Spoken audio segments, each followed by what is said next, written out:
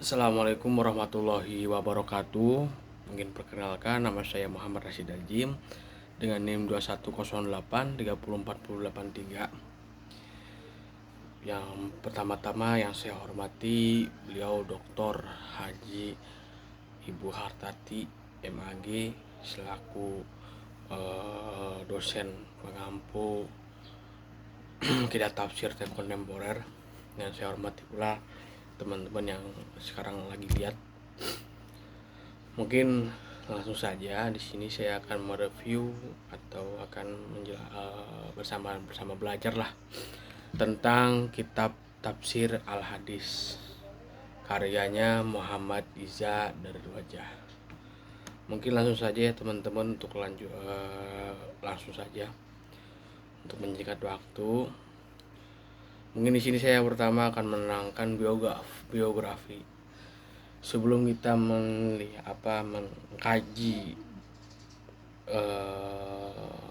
tentang tafsir ya alangkah baiknya kita untuk menghafal dulu atau memahami biografi beliau. Pertama, biografi Mufasir. Nama lengkap Mufasir yang menafsirkan tafsir Al-Hadis ini adalah Muhammad Izzat Ibni Abu Al-Hadi Darwajah, atau yang biasa disebut Muhammad Darwajah. Dia dibesarkan oleh Abu Al-Hadi Ibnu Darwish Ibnu Ibrahim Ibnu Hasan Darwajah yang merupakan ayahnya. Muhammad Darwajah dilahirkan pada malam Sabtu 11 Syawal 1305 atau kalau Masehinya 20 Juni 1887 di kota Nablus. Kalau teman-teman nggak tahu, Nablus itu ada di Palestina. Ayahnya Darwajah adalah seorang pedagang kain di kota Nablus. Darwajah wafat pada usianya yang ke-96 tahun. Dia wafat pada tanggal 26 Juni 1984 di Damaskus. Untuk perjalanan pendidikannya sendiri yaitu Muhammad Iza Darwajah, dia seperti biasa, beliau sangat bukan seperti biasa sih, sangat masya Allah sekali. Di umur 5 tahun beliau sudah membaca atau sudah belajar tentang ilmu tajwid. 3 tahun kemudian beliau menempuh pendidikannya yaitu di sekolah dasar negeri, dan setelah selesai lulus mendapat ijazah di sekolah dasarnya, dia melanjutkan studi sanawiyah selama 3 tahun tambah 1905. Pada masanya itu di sanawiyah merupakan lembaga tertinggi di kota Nablus. Berarti dulu itu yang paling tinggi itu sekolah tuh ya sanawiyah begitu, bukan aliyah gitu. Terus pada saat Darwajah lulus di tingkat sanawiyah, Darwajah tidak bisa melanjutkan studinya ke perguruan tinggi karena kondisi ekonomi keluarganya yang kurang mampu untuk membiayai pendidikan Darwajah ke jenjang yang lebih tinggi.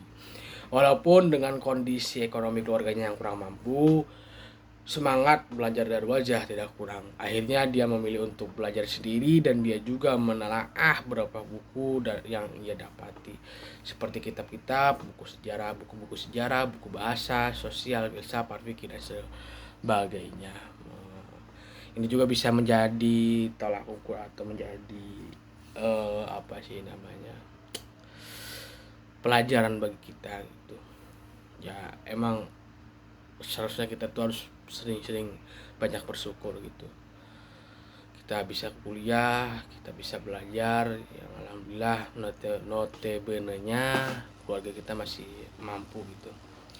Ya mungkin lanjut saja kawan-kawan untuk masalah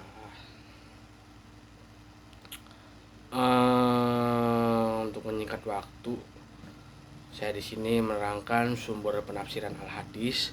Sumber penafsiran tafsir Al-Hadis yaitu beliau menggunakan sumber dari Bil Ma'sur atau Birawi. Dapat dilihat sumbernya Bil Ma'sur dan Birawi karena sekian lembar dari tafsirnya dapat ditemukan Darwajah menjelaskan satu ayat dengan menggunakan ayat lain. Kemudian ia juga mengembali dari hadis dan ijtihad para sahabat dalam menjelaskan hakikat yang dikandung oleh ayat, serta dalam menentukan kedudukan ayat maupun surat dia menggunakan pikirannya. Dalam penjelasan kandungan suatu ayat serta penentuan kedudukan ayat-ayat dan surah, beliau menggunakan ijtihad beliau sendiri. Terus untuk metodenya yaitu metode menggunakan metode tahlili dan tartib nuzuli. Metode tartib nuzuli ini adalah metode yang paling jarang dipakai kitab lain. Tartib nuzuli ini adalah penafsiran sesuai tertibnya turunnya surat dan bukan berdasarkan tertib mushaf. Jadi tata tertib ayat gitu, surat ketika turun tuh bukan karena tata tertib mushaf. Tapi di dalam kitab tafsir ini Darwaja lebih dulu menafsirkan surat Al-Fatihah bukan Al-Alaq. Padahal seharusnya penafsirannya harus duluan Al-Alaq dibandingkan Al-Fatihah. Kenapa dia menafsirkan Al-Fatihah duluan? Karena menurut Darwaja Al-Fatihah adalah surat pertama yang diturunkan secara kesempurnaan dari ayat pertama sampai ayat terakhir. Dengan Al-Alaq beda dengan Al-Alaq yang 1 ayat sampai 5 dan terpotong dengan surat lain. Untuk itu Darwajah melalui surat Al-Fatihah, kemudian dilanjutkan surat Al-Alaq. Alasan mengapa Darwajah memakai metode ini karena Darwajah ingin mengetahui sejarah kenabian dari masa ke masa. Untuk selanjutnya itu corak penafsirannya yaitu tafsir al-hadis menggunakan corak adabi istimai. Corak adabi istimai adalah salah satu pendekatan yang memfokuskan kajian pada penggalian nilai-nilai sosial dalam kehidupan kemasyarakatan. Mungkin ada entar dijelaskan contohnya. Darwajah memakai corak ini karena dia sangat memperhatikan pada persoalan yang terjadi pada umat muslim menurutnya agama Islam sebagaimana yang digambarkan dalam Al-Quran. Terus next ya mungkin langsung saja ke contohnya.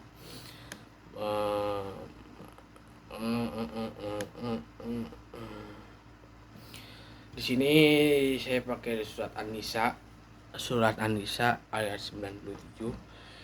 Innal ladina tawaffahumul malaikatu dzalimi anfusihim qalu fima kuntum qalu kunna mudfa'ina fil ardi qalu alam takun ardillahi wasi'atan fatuhajiru fiha fa ulaika ma'wahum jahannam wa sya'at masyira, yang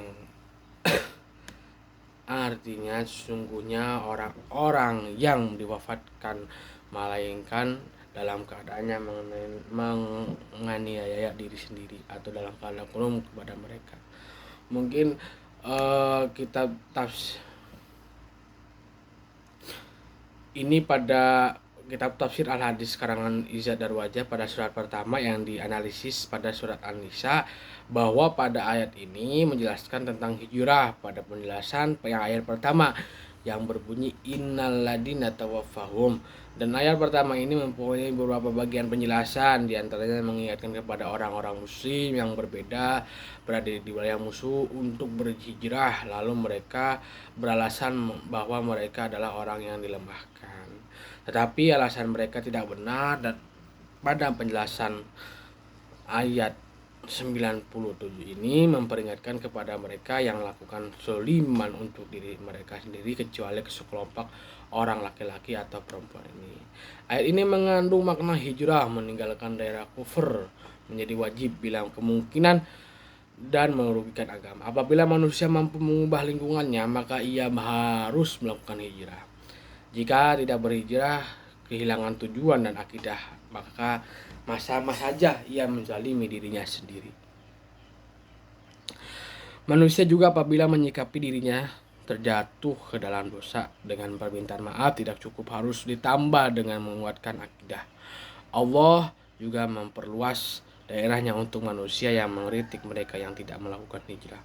Pada ayat ini penulisan menyimpulkan bahwasanya orang-orang yang enggan berhijrah adalah mereka yang zalim pada diri mereka sendiri, karena Allah telah memerintahkan kepada kaumnya untuk berpindah dari negeri ke negeri yang aman. Mereka yang telah diperintahkan kepada Allah enggan untuk melaksanakan perintahnya, lalu mereka kembali beralasan bahwa mereka adalah orang yang tertindas.